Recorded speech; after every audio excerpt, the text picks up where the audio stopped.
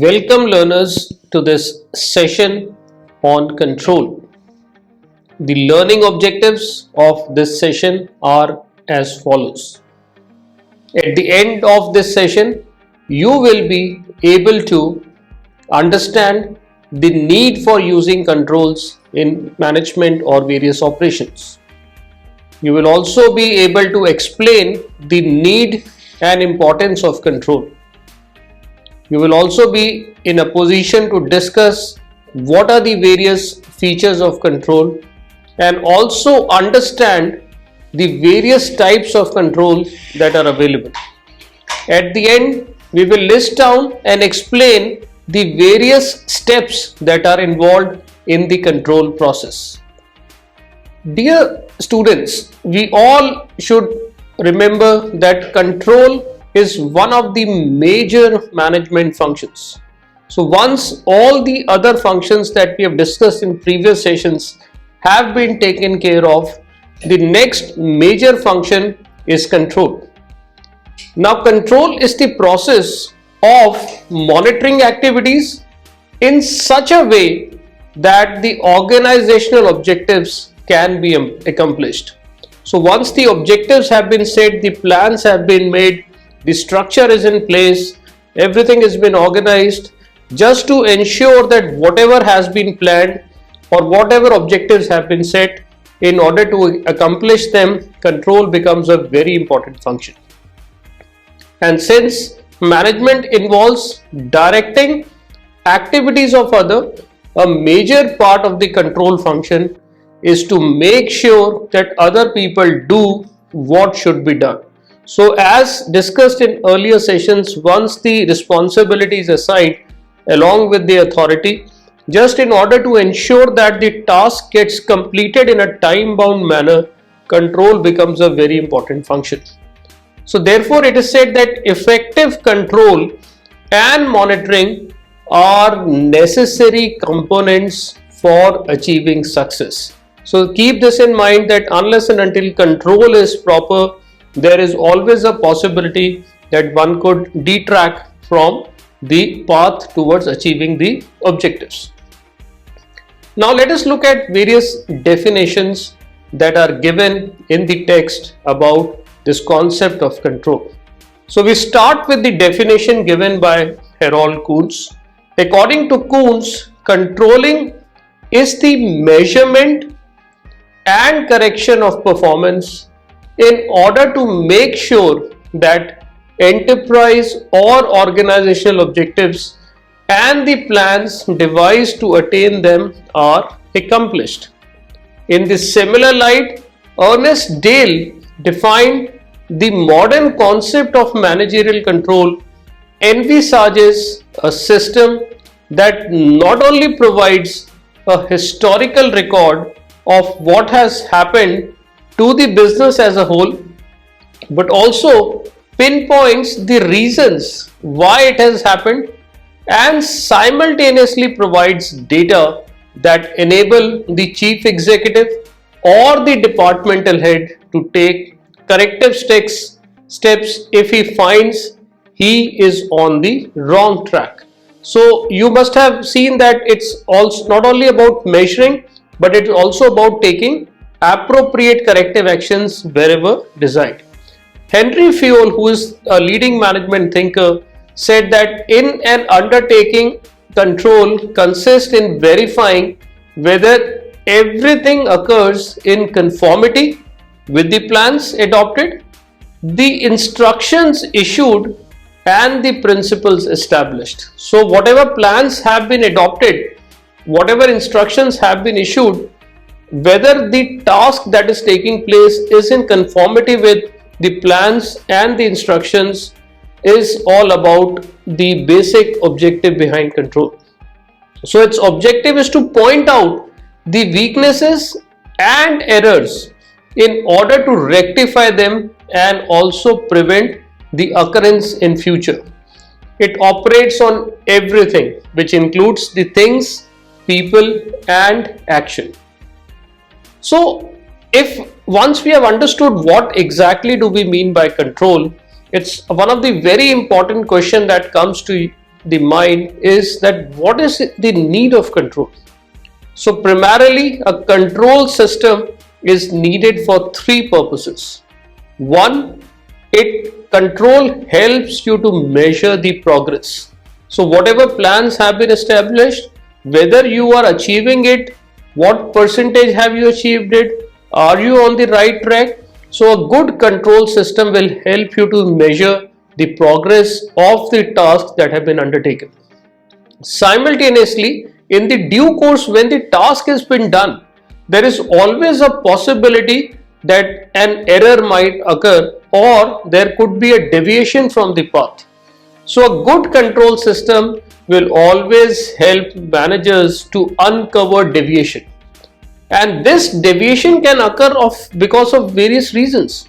It could be because of the change in the external environment. The change could be in terms of the team which is executing the plans, or certain times the environment becomes so complex that at the planning stage, probably the planners were not able to anticipate the factors which could influence the decision making. So in case of complexity, control system helps you to uncover deviation. There is always this possibility that the mistakes might have been done by the people, those who are made responsible for the execution of plan. Or the problem of delegation can also result in deviation, and a control system will always help managers to uncover that deviation.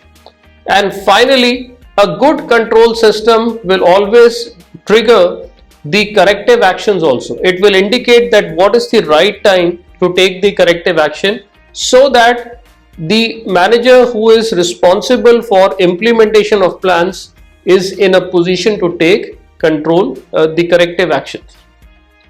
There are various points that need to be understood in order to appreciate the importance of controlling. So let us look at 10 major points which will highlight the importance of controlling. The first point is that a control system ensures proper order and discipline, which is, I think, one of the most important prerequisite to ensure that the tasks assigned are done and completed effectively in a time-bound manner. Second, a control system facilitates coordination in action. So as we have been discussing earlier also, coordination is one of the very important aspects. So a good control system always facilitates coordination while the plans are being implemented. It has also been observed that a good control system helps in improving the performance of individuals, of teams, of departments and organizational in general. A control system always helps in minimizing the error. Dear students, remember that whenever plans gets implemented for future, there is always this possibility of committing errors, but a good control system will ensure that these errors are minimized. Control helps in achieving the organizational goals which have been set in order to become successful in the marketplace. Control helps in judging the accuracy of standards. So many a times the benchmarks that have been established might either be overstretched or might be too low. So a good control system in the due course also helps managers to define standards, so that in future the standards that are established or the benchmarks that are established are accurate. Control helps an organization to make efficient uses of resources.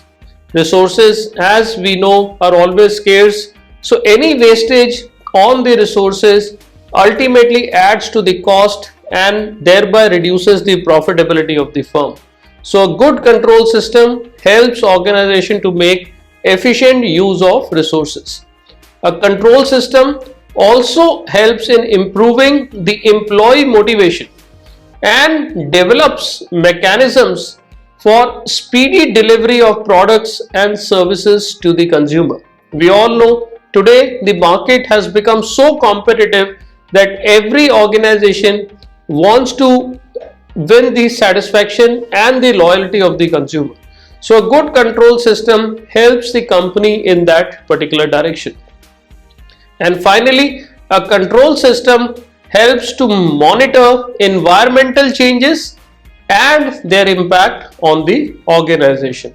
The recent COVID-19 pandemic is a classic example where organizations which were able to assess the environment in a time-bound manner were able to manage their operations and reduce the risk of getting extinct or out of the marketplace.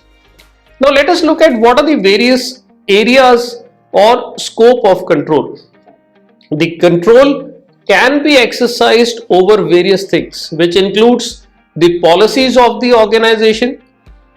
On the overall organization itself, the control can be exercised over the employees or the personnel employed in the concern. The control can be done over wages and salaries paid to the employees.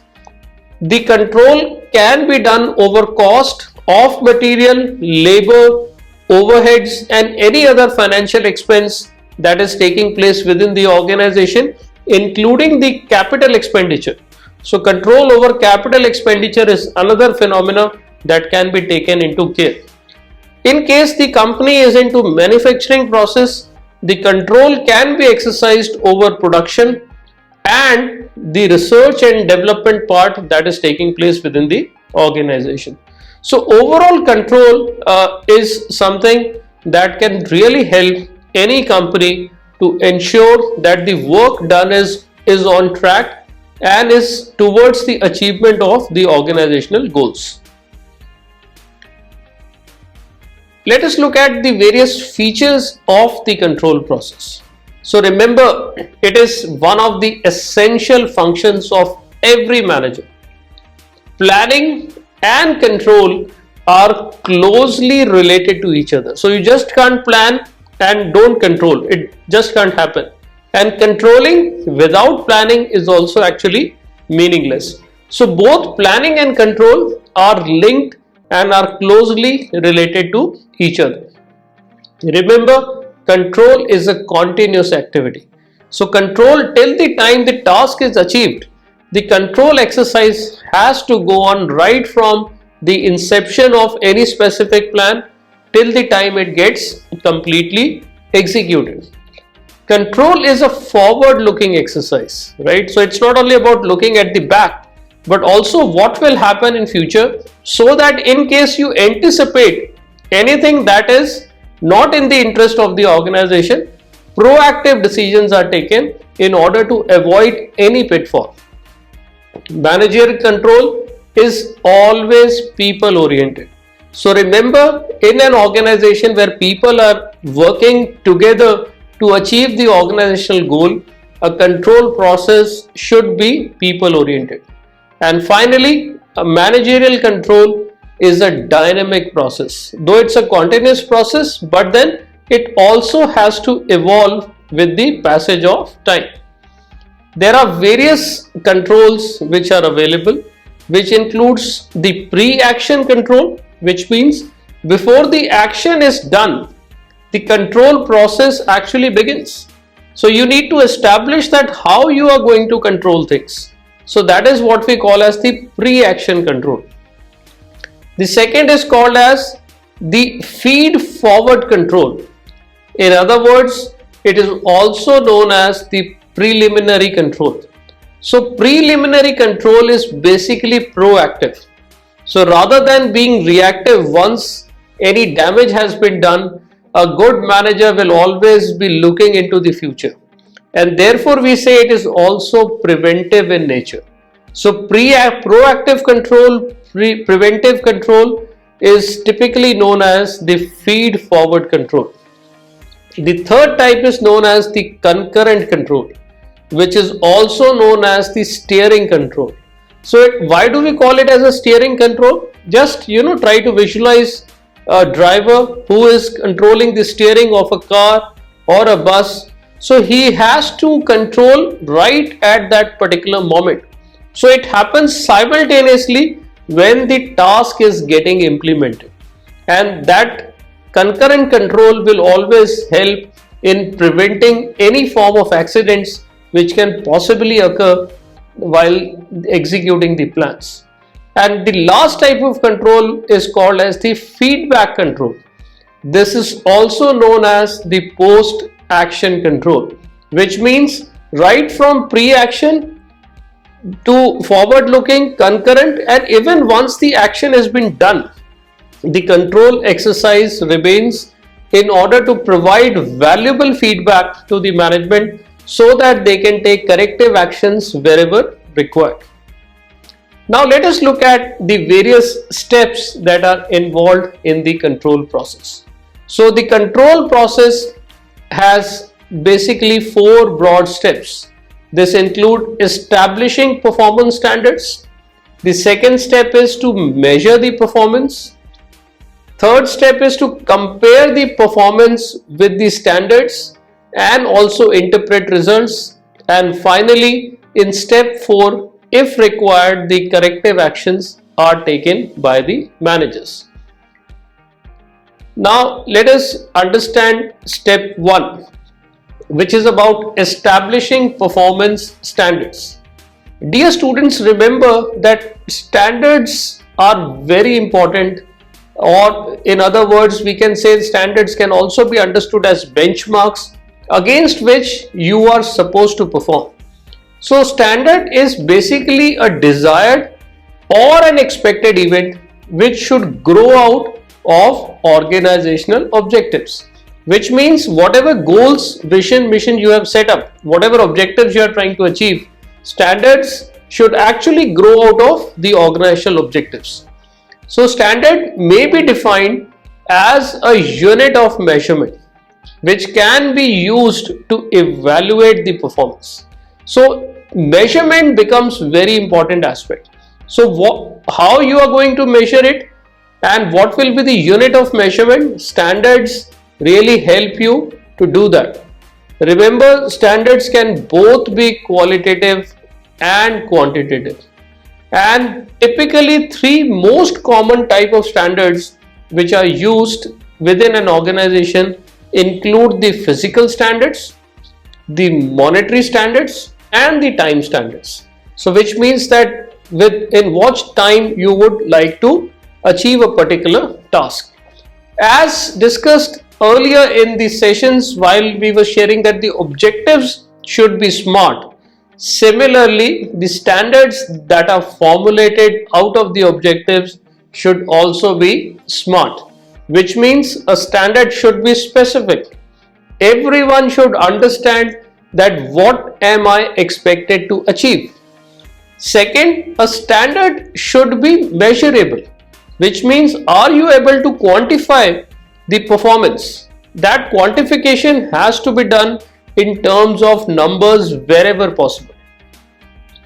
Any standard that has been set forth by the top management should also be achievable. Achievable by whom? By the team which is made responsible to achieve those standards. And it should be realistic. You just can't have unrealistic standards.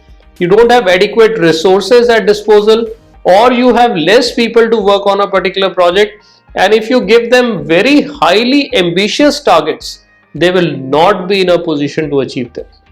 And finally, always remember, any standard has to be time based, or in other words, we say it should be time bound. So specificity, measurability, achievability, realistic and time bound manner standards will always help any organization to perform better, right? So always remember that. So once the SMART standards have been established, the next step is about measuring the performance. This is the second important element in the process of control, because whatever actual performance is being done, how do you measure or assess the performance will ultimately determine whether the task is being achieved in the desirable manner or not. So remember, it is a continuous ongoing process done with the help of appropriate mechanisms. So any person who is creating control system will also have to establish the appropriate mechanism to assess the performance. It is just like that. Once you have studied in your class, your examination is the way to assess the performance. How many exams are to be done? At what frequency is to be done? What will be the format of the examination? Is all about talking of the mechanism in place. Similarly, in any organization, if the task or the performance has to be measured, the mechanism to capture that information should be put into place. The systematic flow of information is therefore necessary to keep effective control over performance, and this necessitates timely availability of the accurate reports. So only if proper information is coming to the mechanism or to the system, then only the performance will be established. The third step is about comparing the actual performance with the standards which was set in step 1. So R.C. David identifies 4 phases in the comparison. First, it talks about receiving the raw data. So while you are measuring the performance, that data that you are capturing, that should come into the system, into the mechanism, so that you do not miss out on anything. Second, once that data comes to you, the next task is to accumulate, classify, and record this information. Remember, any meaningful insight or any meaningful data, if missed, can result in wrong comparisons. So the comparison has to be done with the respective standards. So in the third stage, what we do is we do a periodic evaluation of the completed action. Remember, this periodic evaluation will help you to identify any deviation well in time, so that the necessary corrective action is taken before you lose on to the time. And finally, once this is done, you compare the performance with the standard and report the status of the accomplishment or deviation to the higher line of authority. So that comparison has to actually be reported to the people sitting at the top. Finally, in step 4, in case if there is any deviation, it's important to take corrective action. So corrective action is basically essential to ensure that in future the desired objective is achieved. This may involve alterations, changes, rethinking, or devising and employing any better methods. Information seeking, information sharing, and information analysis are considered to be vital in any control process which an organization is interested to establish. Now let us finally look at what do we exactly mean by an effective control system. So a good control system should always have a feedback mechanism in place. The control should be objective as far as possible. A good effective control system will always be prompt in terms of reporting of deviations, if any. A control should be a forward-looking system and should also have certain amount of flexibility inbuilt into the system itself. A control system should also be suitable to the hierarchy of the organization, and a good control system should not add too much cost to the operations of any business, because then in the long run it affects the profitability. Therefore, it is desirable that there should be an economical control system. And finally, it should have all the strategic control points in place, which can help any top management to take corrective actions. So, dear students, in this session, we have learned about the need of using controls in management and operations. We also understood what is the importance of control and discussed various types of control along with its features, and towards the end we discussed various steps that are involved in the control process.